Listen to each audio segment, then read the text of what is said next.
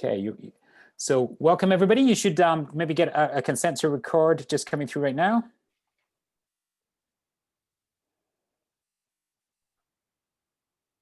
Great, and welcome to the sustainability debate. Thanks very much for joining us. This debate may be drawing just slightly less national media attention than the one last night, but this matters, and it matters a lot to all of us here in Westport and the surrounding area. It's a moderated discussion with questions for each candidate. So these questions were prepared by Earthplace, who's also sort of one of the co-hosts and co-sponsors for this evening, also represented by Tony McDowell, Executive Director, in the Spotlight video right now. He'll also be one of our Zoom co-hosts as well. And Sustainable Westport. Sustainable Westport is moving an active transition from being a town-appointed committee of the first selectman, Jim Marpy. We are becoming a 501c3 initiative, actually at the home of Earthplace, but it's a group of committed volunteers, basically helping support the town become net zero by 2050. The mission of Sustainable Westport is to become a net zero community by the year 2050. So where the community has reduced its impacts across energy, water, and waste so that they're sustainably managed using approaches that are economically viable, of social benefit, and environmentally responsible. So really, that's the piece that we're doing today. There was probably lots of massively interesting issues that the candidates could and should be talking about in other forums, but tonight and this evening, it's about sustainability. So it is a debate rather than an open Q&A. If you do have comments though, and you do want to try and incorporate into some of our questions as a sub question, feel free to message Tony McDowell. He'll be on the messaging all evening, and we're going to try and sort of incorporate some of those as we go. Rules for the candidates, please be kind to each other, follow the golden rule, treat as you'd like to be treated yourself, exceptionally civil, hopefully. Our Zoom host and I have that ability, unlike some other TV programs, where we can just click on mute anytime we like, but we don't want to do that. We want to have a great conversation and expose any differences if there are, to give our electorate a choice. So we're very excited to have you both here. Thank you both, Kim Healy and Will Haskell, for your time you've got in the next 45 minutes or so. And really, we're going to start with some open comments. Here's the format: a 2-minute intro for each person, and then we're going to have a Q&A across 5 key topics: environment and climate, equity, resilience, solid waste, and COVID and sustainability. So those are our sort of 5 topics around sustainability, all under the umbrella of sustainability today. And if the round is going to be some questions, maybe some follow-ups, where there's going to be a 2-minute main response from the first person to respond to the question, and then a chance of a 1-minute rebuttal. And we might go to and fro depending on how sort of interesting and useful that conversation is.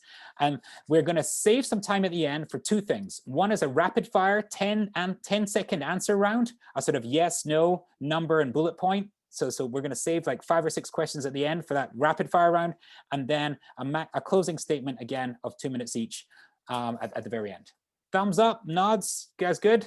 Excellent. Thanks so much for joining us. Great. So in our very high-tech draw of lots, just before everyone got on, Will, what order would you like the opening statement or the closing statement? You get to choose. I'm happy to jump right in if that's okay. That's great. Excellent. Excellent. Will, jumping in, and by the timer, Pippa is going to stay on video. She's going to give every candidate, so please keep an eye on that, 30-second warning, and then time's up. So please, there's 30 seconds, there's time's up. Awesome. And with that in mind, and Pippa, you're on the clock? Awesome. Great. And then I can relax there and listen to first off to Will. Thank you, Will. On you go. Wonderful. Well, thank you, Peter, for moderating, and thanks to Sustainable Westport for putting this together. I'm really looking forward to the conversation. For those of you who I haven't had a chance to meet in person, my name is Will Haskell. I I'm tremendously honored to represent the 26th district and to live here in Westport, to represent the town in which I grew up. And there's a million reasons that I'm proud to represent Westport. But first and foremost, it's the fact that I get to sit on the environment committee, and every day that I'm up in Hartford, talk about all the things that Westport is doing and how we can use this town as a model, how Westport has proven that what works here could work everywhere. Take the plastic bag ban, for example. I think it was 11 years ago that Westport took a leap of faith in banning plastic bags. I know that a lot of people thought that the sky would fall down. How would people possibly move their groceries to their car? Well, if you stand outside a supermarket, as you do, of course, when you're running for office, you see that in Westport, consumer behavior has changed thanks to smart environmental policy. And after years and years of work, I know that Representative Steinberg and others have led, we finally, up in Hartford this year, were able to bring the plastic bag ban to across the state. It's being phased in July 2021 as a part of a compromise. First, there's going to be a fee on plastic bags as a reminder to folks that pretty soon they're going to be banned outright. Why is that important? Well, 18 billion pounds of plastic end up in the ocean every year. And I know I'm preaching to the choir, but this is just one example. I think it's emblematic of the fact that Westport has shown that what works in this town could work in all 169 towns in Connecticut. And I guess we're going to be talking a lot about sustainability and climate change tonight. Let me just close by saying, I know that neither Westport nor Connecticut alone can solve climate change, but Justice Brandeis said that states could be laboratories of democracy. I think that we've got to be laboratories of a whole lot more. Connecticut has an opportunity to demonstrate to the rest of the country that good environmental policy is also good economic policy, and that our kids and our grandkids, and frankly, my generation, is looking towards Hartford, looking towards town government, and looking towards national government for leadership in this issue. Oh, Peter, you're on mute. Right on too, I said. Well done, Pippa. And Kim, I think you're starting. Pippa looks ready. Go for it. So hello, everybody. Thank you all for being here. I really look forward to the conversation. My name is Kim Healy. I am brand new to politics, running for office for the first time. I am a mother of 4 and a CPA, a former auditor with PricewaterhouseCoopers. I'm a volunteer in my community, and now I'm running to be your next state senator. For years, I've been concerned with Connecticut's future, particularly due to the enormous financial challenges that face our state.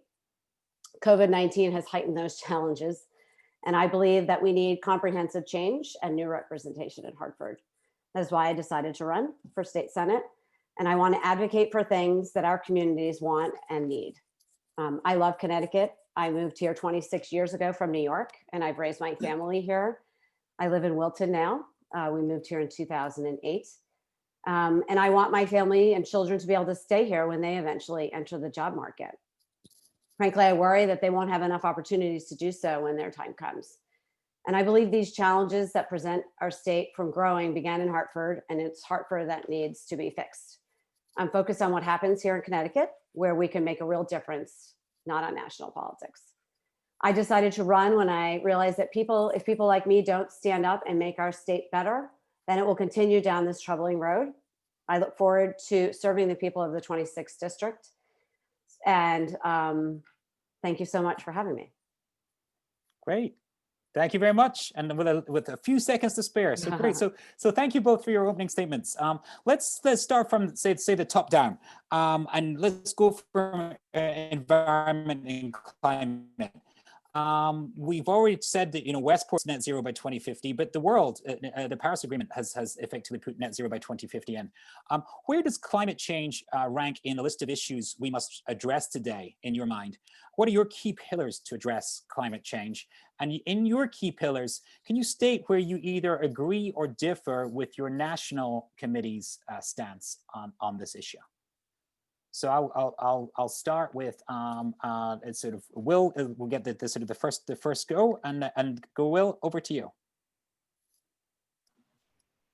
Sure. Well, first of all, I think that one of my favorite parts of this job is visiting high school classrooms and middle school classrooms, elementary school classrooms, even college campuses. And I hear consistently from members of my generation that for them, climate change isn't just some academic anxiety that they read about in books. It is an existential threat to our continued existence. So it has to be at the forefront of every political agenda. It can't come third, fourth, fifth in terms of our priorities as it has for so long. It's why it's been a top priority of mine in terms of why I ran for office. And if I have an opportunity to keep serving, I'll continue to fight in favor of pro-science policies, which tragically very much are on the ballot this year. I think a lot, we wonder why young people don't vote. Then we all tune in to watch a vice presidential debate where our vice president wouldn't acknowledge the reality of climate change. I found that as a young voter to be incredibly demoralizing. Look, the Democratic National Party has put forward in Washington, some really bold ideas. Some of them probably aren't achievable, certainly aren't achievable on the state level. I hear a lot when I go door to door about the Green New Deal.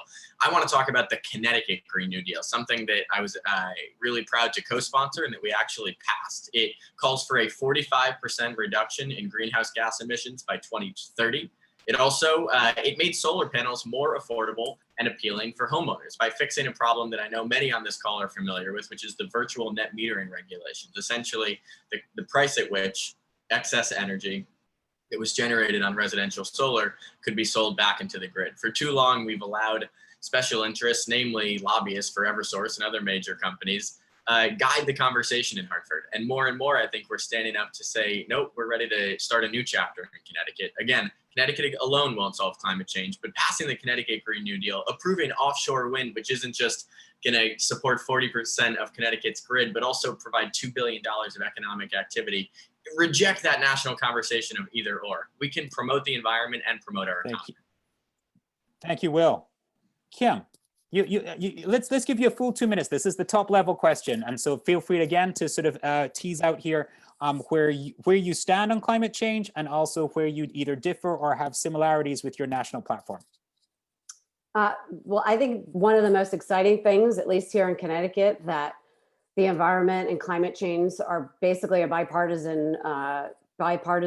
We all have bipartisan agreement. My understanding is that about 97% of all bills that come through the legislature are voted through with full support of both parties. So I think Connecticut should really be an example for the rest of the country. National platform, I think, I think one of the reasons we pulled out of the Paris climate climate bill was, because we were paying more than our fair share, and other countries seem to be not living up to their responsibilities. Would I have done it a different way? I mean, I guess I would have done a lot of things differently if I was in Washington, but I have no interest in being there. But I do think that, climate change can be done. We can do a lot at home, right? We start in our homes, we build up into our communities, we make it into the state, and then we lead by example out into the rest of the country and hopefully the rest of the world. I mean, people look to America to be leaders, and I really think that we need to do a better job at that at this point. Things that I really, find most concerning, I would say are the oceans and the amount of plastic and damage that is done with trash that is found, big piles of waste in the oceans. And I guess if I could have a national platform, it would be to single out that to start and then work our way through the rest of the issues. Great. So keeping on the climate change issue for now, and feel free to incorporate any sort of pieces in terms of what each other has said. I want to dive into the state piece and focus on the go forward as opposed to the successes so far. So for instance, how do we going to achieve the ambitious GHG reduction goals for Connecticut? How does Killingly power plant, for instance, fit into this plan? The other piece is like, what's preventing Connecticut from rolling out solar the way Massachusetts has, and what would you do to address that, to boost the take up of solar? And so Killingly power plant, taking up of solar like Massachusetts. And a third one is like electric vehicles. We're only about 8% of the way there to a 2025 goal to achieve 500,000 vehicles in 2030. How are we gonna get there? So how are we going to get there on solar? How are we going to get there on EVs and GHG reduction plan in general? Let's go Kim first, if you like, and then we'll go back across. Okay, so I guess starting with the power plant, is that what the first one? Yeah, yep. It's it, and state goals in general, power plant and state goals in general, and then solar and EVs. Okay, so all I'm gonna have to. I'm really sorry. I'm gonna have to answer. I got to turn that off. We can. Don't worry. And we can Doing this definitely from home. we can definitely restart the restart the timer. You got a Oh, smile. gosh. Which All means right, we're so definitely sorry. restarting Oh my it. gosh. At least it's not a dog barking like No usual. problem. So yeah, power plant. How do we, I mean, I think we're already switching over, right? We have the initiative for the wind farms. We have, which I love the fact that they're offshore, because my husband is actually from Ireland, where they put them in big open spaces and they are quite noisy. So having them offshore, I think, is a great idea. And I think as we bring in all the other options, next being solar, which is I love the idea of bringing in a lot more solar. You know, we have a lot of solar in Wilton, at our library and in our schools.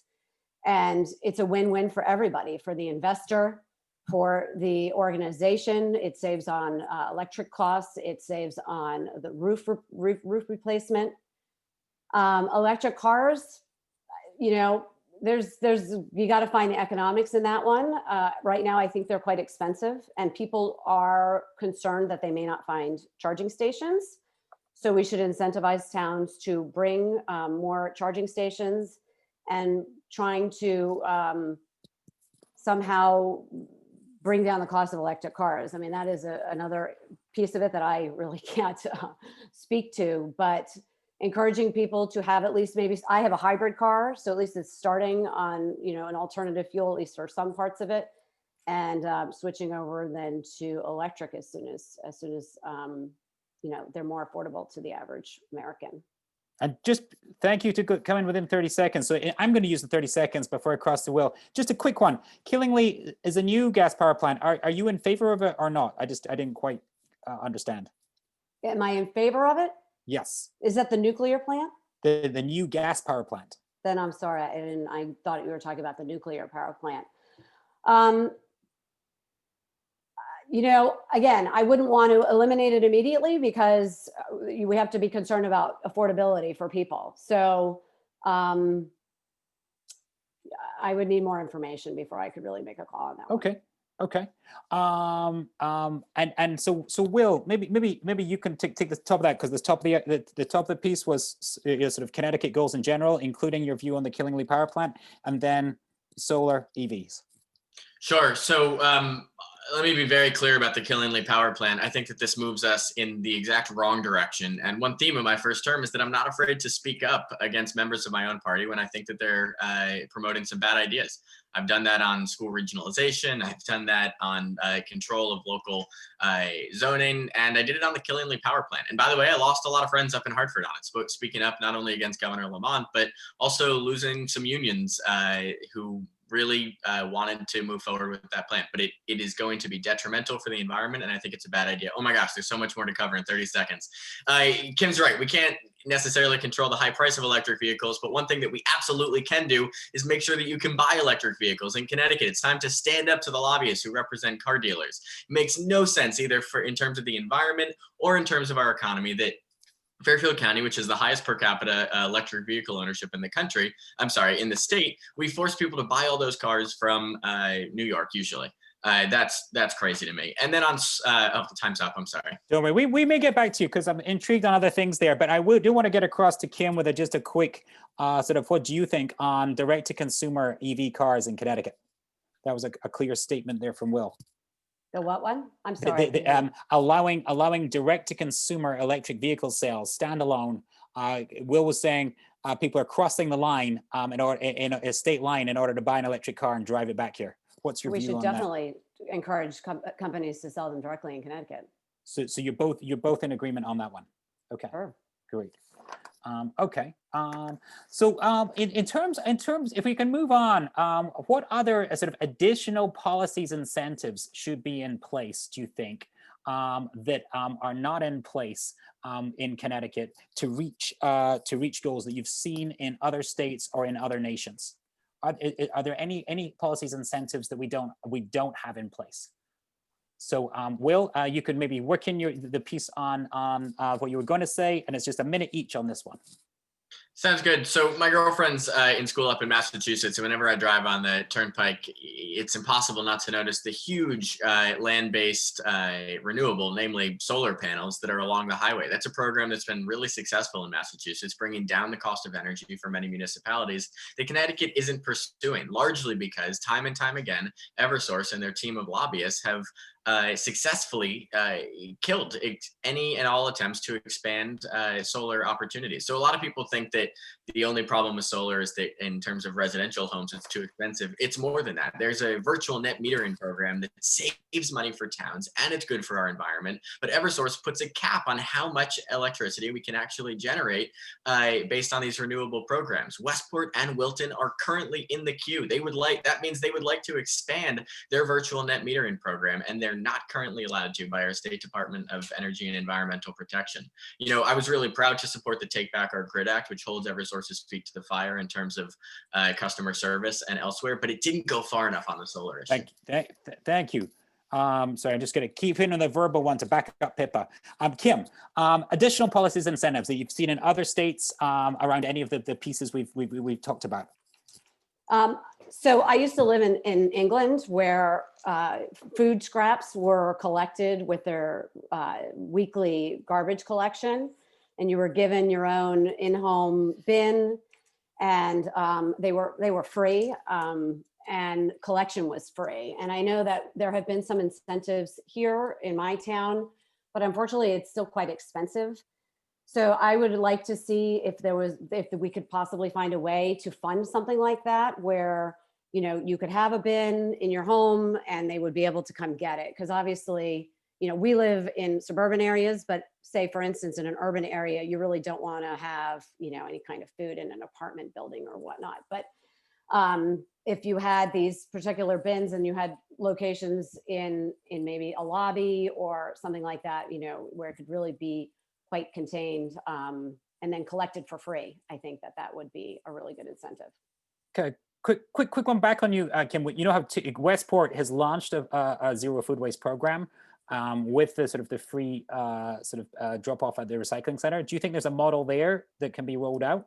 Absolutely, yeah. No, I mean, I think it's a great idea. You do have to pay for the bin, though, correct? All of $25, and Pippa's itching to speak here, and it's free if somebody is income eligible as well. So basically Zero Sustainable Westport will get you a bin from Earthplace, and I think an online as well. So well, that would be a brilliant model for the rest of the state if we could. But neither of you two candidates can take credit for that. That's a pure Sustainable Westport. But no, thank you for that. Promise to give credit. Excellent. So let's move on to equity. Equity. So the definition of sustainability, certainly for us and indeed the world, and even more so this year, is inclusive of income disparity, equal access to education, sort of basically environmental, sort of bringing up distressed communities, vulnerable communities, trying to end housing discrimination, extreme heat, air quality, vector-borne diseases. The list goes on in terms of what a trouble we've had across America for years, but especially in this time of 2020. So really, can you bring this issue home to Westport for us in terms of, what does equity mean for you in sustainability, and what does it mean for Westporters? And Kim, I'm going to start with you first. So 2 minutes, and then I think it's a big issue, so we'll do 2 minutes, 2 minutes. Kim. So, it's 2020 has shown the cracks in just about every part of society, and even more so in states like ours that have huge inequity between our cities and our towns. I mean, Westport should commend itself for being a leader in trying to bring awareness to all the inequity that's shown itself even more so. I would love to see partnerships with say a town like Westport and a city like Bridgeport per se, and where you could bring all of the programs that you have to people in Bridgeport and try to balance and help them, have the same opportunities to education and all the other resources that you guys have and promote locally. That's all I can think of right now. Okay, but it's what so no problem. Saves time for me. Got more questions in here. Don't worry. Will, come at us with a sort of bring inequity and the pursuit of equity home to us in Westport. So environmental justice and racial justice are inextricably linked, because I think that the core of this question comes down to where we're generating energy and where we're distributing pollution, both into the land and into the water. I supported an environmental justice bill that came up for a vote in the state Senate this past session in September, I believe. It moves us in the right direction. But in addition to serving on the Environment Committee, I also serve on the Transportation Committee. And I'm very cognizant in serving on both of those committees that 40% of Connecticut's carbon emissions come from our transportation network. It's critically important to support public transportation, not just because it's good environmental policy, but also because while many folks in Westport have a car, that's not true in urban communities, which are just a 10 or 15-minute drive from Westport. So supporting public transportation improvements, the train, I could go on and on about this, but the train is getting slower, not faster, and has been for the last 50 years. Investing in our public transportation system isn't just the right thing to do for our economy, it's also the right thing to do for underserved communities. Finally, I co-sponsored and supported a Brownfield remediation program called the Transfer Act that, it modernizes the Transfer Act, which has been in place for many decades. Brownfields typically are located in, we have some in Westport, but typically located in urban communities, hampering both economic development, but also environmental remediation. And this Transfer Act brings us into line with, I think, 48 other states across the country. It's going to do a lot for communities like Bridgeport, where there are just a ton of brownfields. I want to talk also about methane gas leakage. Connecticut allows far too much methane gas to escape into the atmosphere. This is 25 to 36 times more dangerous than the emissions coming out of your car in terms of the damage it does to the ozone. And not only do we allow Eversource to get away with leaking this methane gas, but then we also allow them to charge customers for gas that they never actually received. That's an economic justice issue. So the environmental justice conversation has a lot of different legs in all different policies. Thanks. Yeah, great. And so you started to put the follow-up question here. So I'm going to go to Kim next on this one. Just maybe like a quick minute each. Bullet points, not in large paragraphs required. Like, what would you do? What's top of your list for addressing inequity in Connecticut? And then what's your top of your list of making electricity more affordable and reliable in Connecticut? Well, actually, let's park the reliable to the next side. So more affordable and addressing inequity. Kim. So addressing inequity in Westport or in the state? Yes, in Connecticut, in the state. Well, I read a book a few years ago called The Green Collar Economy, which addresses this exact topic. And it talks about, bringing education and training to inner cities where there's lots of inequity, and training them into jobs that actually would be considered green collar jobs, where you insulate leaky buildings that leak heat out into the environment, and obviously costs extra. They learn how to put in windows. I'm sorry, I'm really bad under time.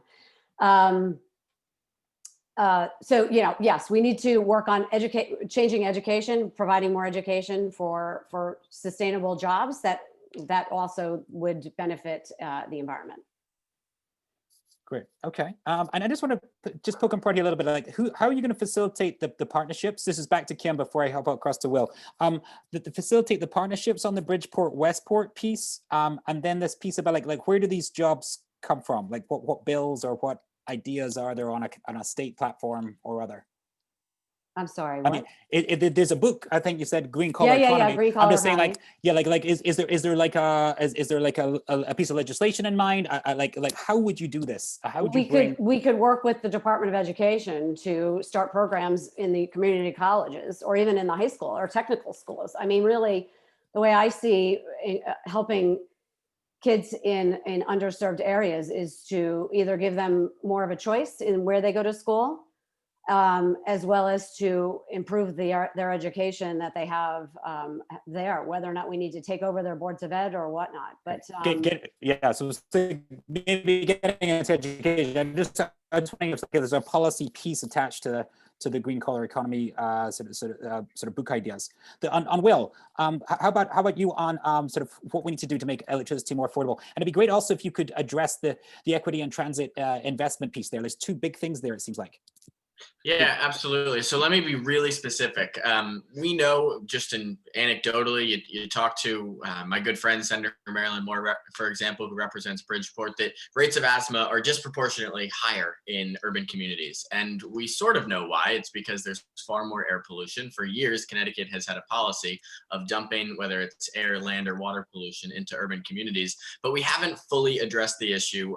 We haven't even come close. And that's why many environmental justice and racial justice groups have been advocating for a working group to study the racial inequities that are exacerbated by pollution and emissions, which of course disproportionately impact minority and low-income communities. This is just a working group to study the problem, and it didn't get across the finish line in the last legislative session. That would be a top priority of mine. Great, thank you. And let's move on. We've got a bunch of topics to do in not too many minutes left. But so on resilience, I did touch on it briefly here. Aftermath of Storm Isaias, sort of still there in recent memory. We lost a lot of power here in Connecticut, but obviously statewide. What are your views on best addressing energy and water security? I'll give you sort of maybe just 1 minute each to keep it at that top level. Will, why don't you go first? Sure. I was really proud to co-sponsor and help pass the Take Back Our Grid Act. It didn't go far enough in terms of renewables, as I said earlier, despite a lot of hard work by people like State Representative Jonathan Steinberg and to a lesser extent, of course, myself. But let me just say that the bill does make our grid more reliable and slightly more affordable. How does it do that? It's going to allow PURA, the Public Utilities Regulatory Authority, to impose a performance-based regulatory structure. Essentially, if Eversource fails to perform, well, then PURA could halt their rate increases or actually, in some cases, decrease their rates. What are the performance metrics that PURA will be able to evaluate? How much are they paying their CEO? Last year, he made $19 million a year, and that money didn't come out of nowhere. They took it away from in-state staffing crews to clean up after a major storm. It also creates a financial incentive for Eversource to do better. It mandates reimbursements for food and medication if you're without power for more than 96 hours. It requires Eversource to reimburse you on your bill if you're without power. There's so much more in that bill to talk about, but it's an important first step. Thank you. All right, what would you do, Kim, on addressing energy and water security?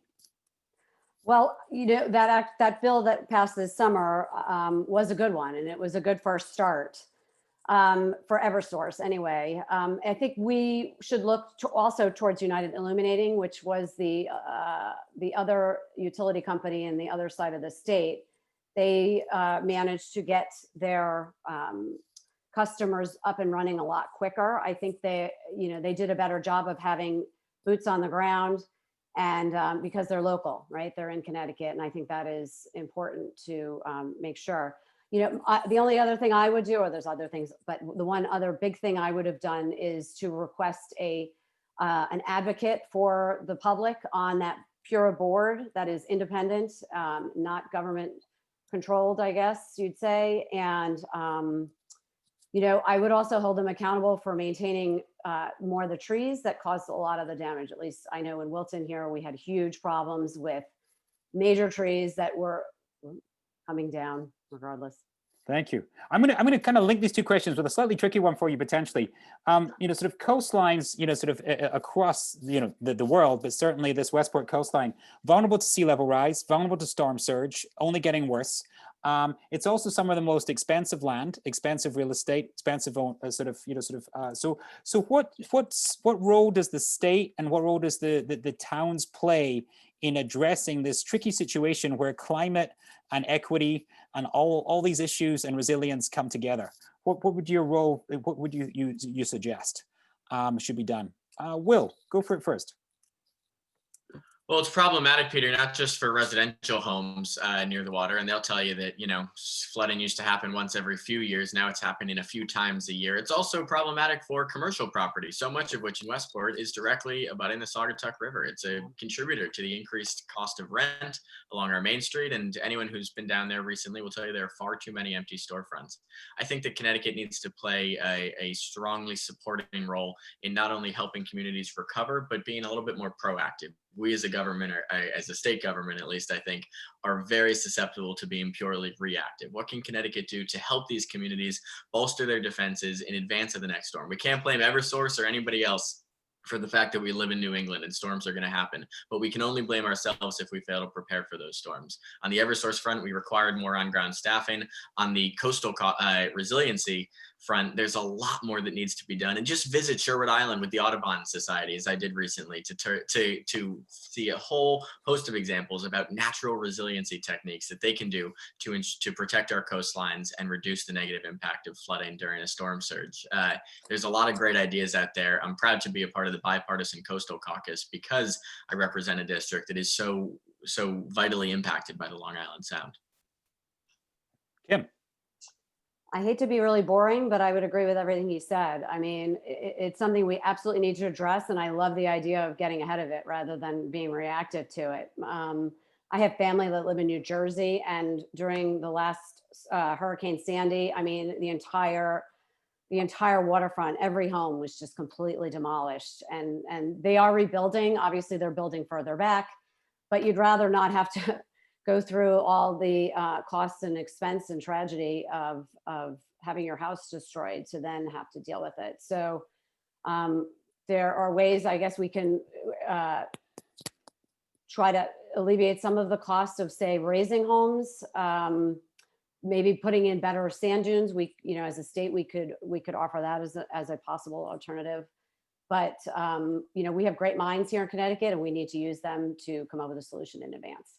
Let's apply those great minds to the next topic, solid waste. We've got a target for solid waste diversion of 60% by 2024. And obviously, as a sort of net zero, we want zero waste to landfill, sort of within the next few decades. But 60% by 2024, yeah, where currently it's still 35%. What ideas do you have for the state level and towns to increase that solid waste diversion? Kim, do you want to start this time? Again, I think it is a really complicated issue. We would have been closer to it if we had gotten ahead of it. I would need to actually look into this a lot further. I don't have any really good solutions. I'm sorry. That's all right. How about, for instance, we got 20% of solid waste by food. So we're 4 months into the townwide zero food waste initiative. Anything in there that you can think of, or recycling? Well, I mean, I guess it would go back to the whole composting, right? I mean, we can certainly reuse all that food waste, at least in a recycling format. I mean, my husband actually grew up on a farm, and we'd always clear all the food and feed it to the animals, which was a lot easier to do when you had that opportunity. Obviously not too many farm animals in Westport, but there's maybe ways of taking it to where that is. Yep. I forget what the other. I'm sorry. Oh, it's okay. Just like it's the potentially the sort of piece about like improving single stream recycling as well. But maybe we'll switch to you because I'm conscious of time. We've got I want a few rapid fires and then a close. So Will, anything on the Connecticut solid waste plan, and how do we get from 35 to 60? Yeah, I've got a ton to say on it. It's been a major issue on the Environment Committee. The biggest problem that we're facing, and many members of this call, I'm sure, are familiar with the fact that countries like India and Pakistan are becoming more stringent about what sort of solid waste they will accept. And it's why I think there's some really difficult conversations that lie ahead about moving away perhaps from single stream, which is very convenient and, many homes have been accustomed to, towards actually separating out our garbage and making sure that we're able to return to a situation where solid waste recycling used to be a moneymaker for towns. And now it is slated to cost the municipalities that I represent tens of millions of dollars.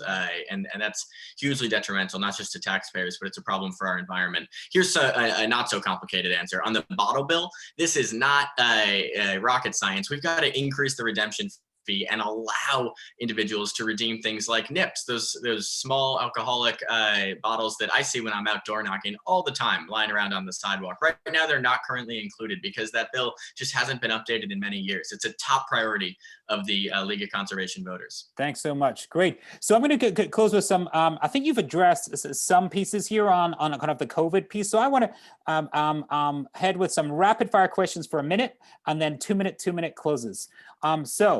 Yes, no answers with maybe like a word qualifier if it's needed.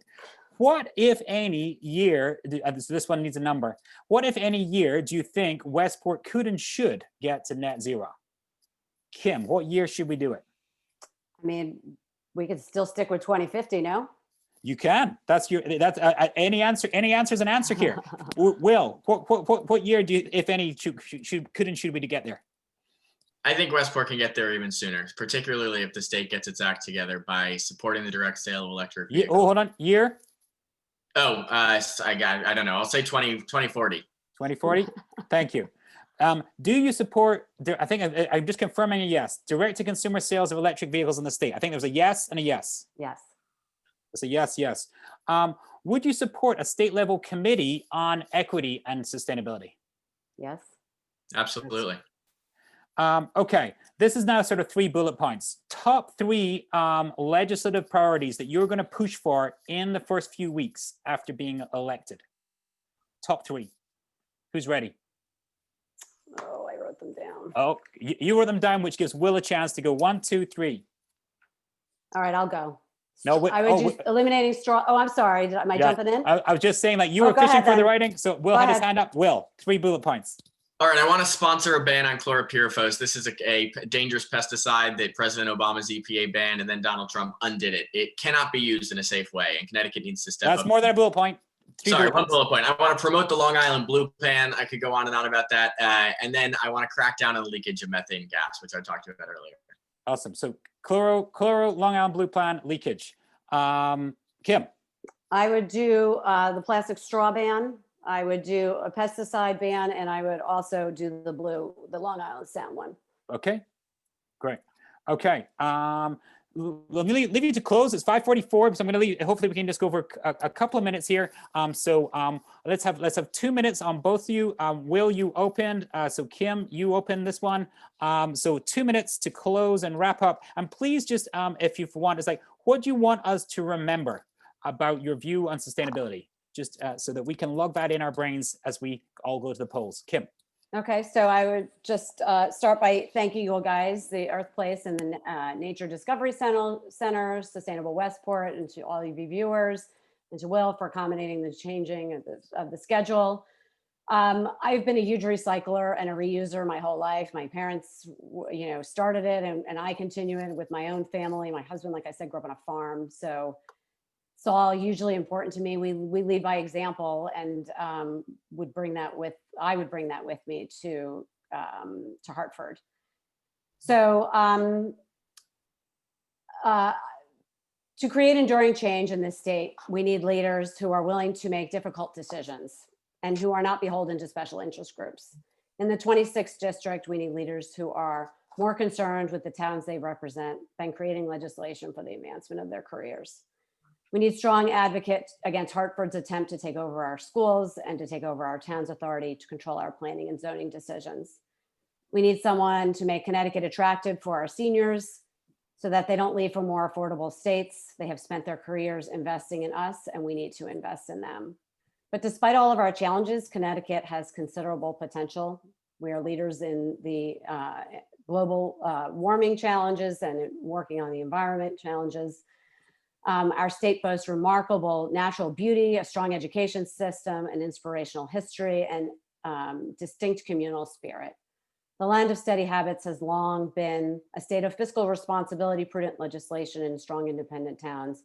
We need to look back to our past to guide our state to a prosperous future. And I'll be the advocate and senator that our district deserves, and I hope I have your support. Thank you. Thank you very much. Will. Well, thank you so much for putting this together under virtual circumstances. And thanks to Kim for participating. I always really enjoy these conversations. I guess to answer your question, what I hope voters remember about our conversation tonight is that I came to the table with specifics, not just of things that I've done, but of things that I want to get done. I am really enormously proud to have earned the endorsement of the Sierra Club, to have a 100% rating from the Connecticut League of Conservation Voters. But I'm also acutely aware that that's not nearly enough. This is not an issue that can be considered secondary. It's not an issue that when you get to Hartford, you start to care about. It's got to be something that is a day one priority with specific plans. And that's because we can't afford to get this wrong. We are a generation, like I said, that is facing not an academic anxiety, but an existential threat. Westport has led the way. I was so incredibly privileged to grow up here right next to Sherwood Island State Park, one of the most beautiful state parks in the country, the very first state park in Connecticut's history.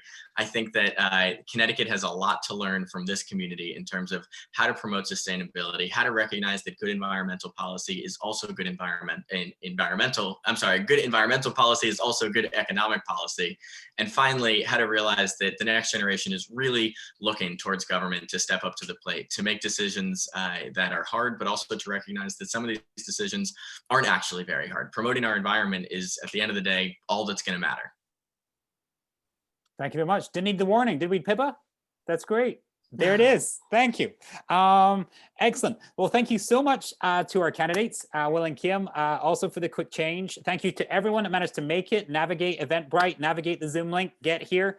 We're going to post the recording on sustainablewestport.org, I think, and also potentially Earthplace.org. Tony, jump in and confirm. Thank you to Pippa, our timekeeper. Awesome. Tony, our co-host at Earthplace. Thanks, Tony. Give us a wave. And we'll see you all. If you want to stick around, stick on the exact same link because the advantage of the slight move is in 13 minutes time, we'll be on with Chip Stevens and Jonathan Steinberg. Thanks you to all of you, and do check out earthplace.org. Do follow Sustainable Westport on Instagram and get involved. Start composting, put solar on your roofs, do your house, buy an EV, all those other things.